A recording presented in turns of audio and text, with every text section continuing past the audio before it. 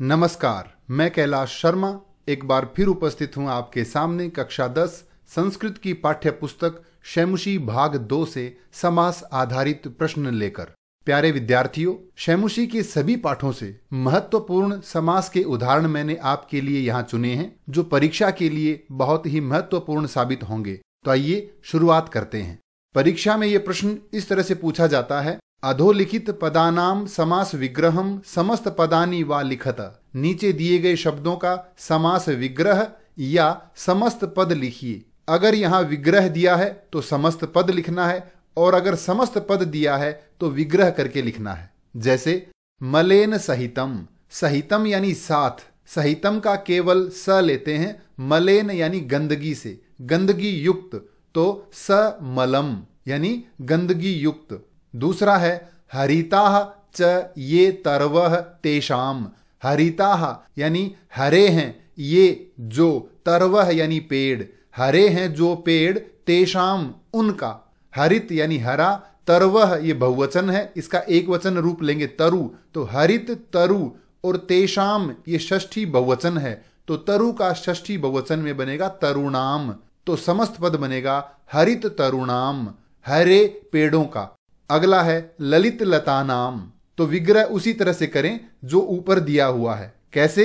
ललिताः च याः लताः तासाम, तरु शब्द पुल्लिंग था तो तेषाम बना, लता शब्द स्त्रीलिंग है तो तासाम बना। ललित यानी सुंदर हैं जो लताएं उनका। अगला है नवा मालिका, नई मालिका, नवा का नव, मालिका का मालिका, मिलाकर लिखेंगे तो नव मालिका। अगला उदाहरण है भयाकुल चित्तः, भय यानी डर से, आकुल बेचैन है, चित्त जिसका, तो विग्रह बनेगा भयेन आकुलः चित्तम यस्य सः, भय से आकुल है, व्याकुल है चित्त जिसका वह, क्या कहलाएगा? भयाकुल चित्तः। व्याघ्र मारी, व्याघ्र यानी बाघ को मारने वाली, तो विग्रह करेंगे व्याघ्रम मारयति इति, जो बाघ को मारती है वह। ग्रहीत कर जीवितः, ग्रहीत मानी ग्रहण कर रखा है, ले रखा है, कर मानी हाथ, जीवित यानी जीवन, तो विग्रह करेंगे ग्रहीतम करे जीवितम येन सह, यानी जिसने करे मानी हाथ पर ग्रहण किया हुआ है, ले रखा है, जीवितम यानी जीवन, अर्थात जिसने जान हथेली पर ले रखी है वह। इसी तरह से कुछ और उदाहरण हैं।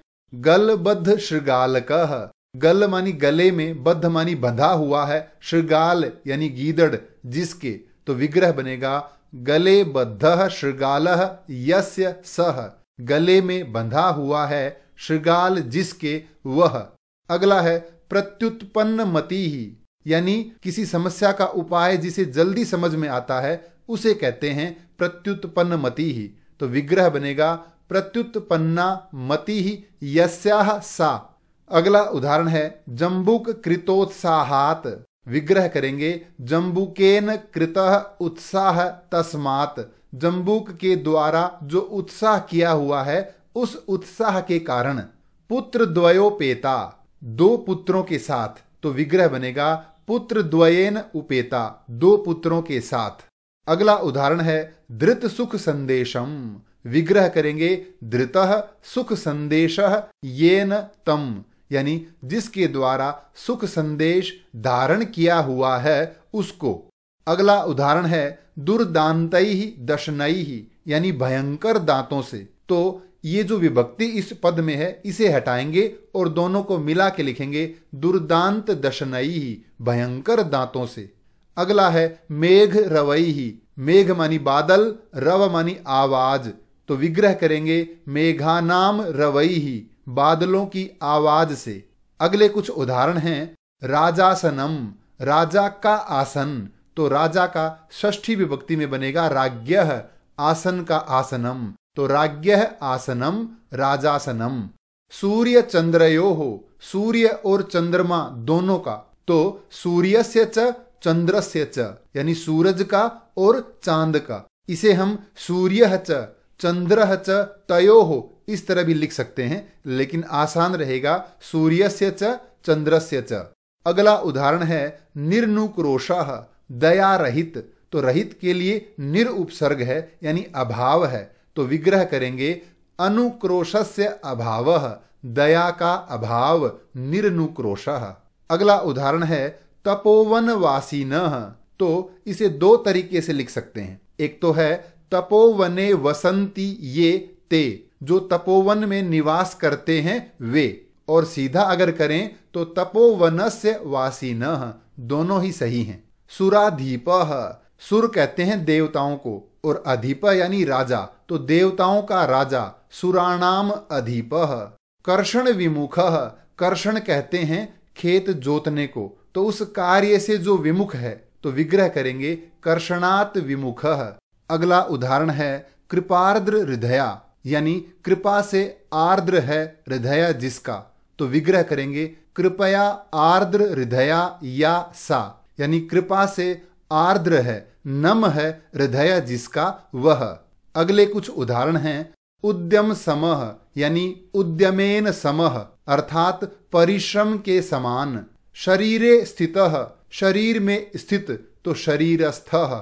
निर्बलः, यानी बल का अभाव, तो बलस्य अभावः यस्मिन् सः, जिसमें बल का ताकत का अभाव है वह व्यक्ति क्या कहलाएगा? निर्बल।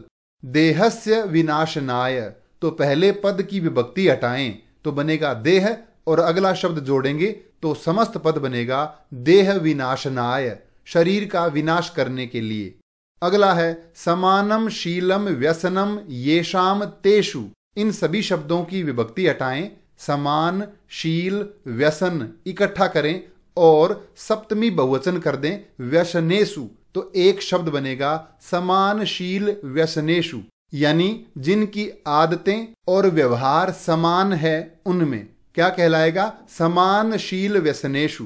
अगला है लताः च तरवः च गुल्माः च, मिलाकर लिखेंगे तो इन सभी शब्दों की विभक्ति हटाएं, लता तरवः का एक वचन तरु, गुल्मा तो इकट्ठा करेंगे लता तरु गुल्माः। अगला है क्षेत्र कर्षणम, क्षेत्रस्य कर्षणम, क्षेत्र का अर्थ है खेत, कर्षणम यानी जोतना। अगला है तुच्छैहि जीवैहि, मिलाकर लिखें तुच्छ जीवैहि, यानी तुच्छ जीवों के द्वारा। वृक्षस्य ऊपरी, तो इस शब्द की विभक्ति हटानी है, जोड़ देना है, क्या बनेगा? वृक्षोपरी, पेड़ के ऊपर। पक्षिणाम सम्राट, तो विभक्ति हटाएं पक्षी और सम्राट, जोड़ के लिखेंगे तो पक्षी सम्राट, पक्षियों का राजा। स्थिता प्रज्ञा यस्य सः, स्थित है जिसकी प्रज्ञा यानी बुद्धि वह, मिलाकर लिखेंगे तो स्थित प्रज्ञः। व्याघ्रः च चित्रकः च, तो व्याघ्र और चित्रक इनको जोड़ के लिखेंगे, द्विवचन करेंगे तो शब्द बनेगा व्याघ्र चित्रकौ, बाघ और चीता। अगला है कृतः उपकारः येन सः, यानी जिसके द्वारा उपकार किया गया है वह, मिलाकर लिखेंगे तो कृतोपकारः। अंतिम उदाहरण है तत्वार्थस्य निर्णयः, तत्वार्थ का निर्णय, विभक्ति हटाएं पहले शब्द की और मिलाकर लिखें तत्वार्थ निर्णयः। अगला है वाची पटु, बोलने में चतुर, तो वाची विभक्ति हटाएं, मुख्य शब्द लें वाक और पटु को आगे जोड़कर लिख दें वाक पटुः, बोलने में चतुर। धर्मम प्रदाति इति ताम, जो धर्म प्रदान करती है उसको, तो धर्म प्रदाम। महान आत्मा येषाम ते, यानी जिनकी आत्मा महान है वे क्या कहलाएंगे? महात्मानः। अगला है विमूढ़ा धीः यस्य सः, जिसकी धी मानी बुद्धि विमूढ़ है वह, तो मिलाकर लिखेंगे विमूढ़ धीः। अगला है सावधानम च तत् मनः तेन, यानी सावधान है जो मन, तो सावधान और मन को मिलाकर लिखें सावधान मन, और तेन तृतीया करेंगे किसमें? मन में, तो मन में तृतीया होता है मनसा, तो सावधान मनसा, सावधान मन के द्वारा यानी ध्यान पूर्वक। अंतिम उदाहरण है मृणालस्य पटली, मिलाकर लिखेंगे मृणाल पटली। ये थे शैमुसी से महत्वपूर्ण समास के उदाहरण। समास से संबंधित कोई भी प्रश्न हो तो कृपया कमेंट्स में लिखकर अवश्य पूछें। धन्यवाद।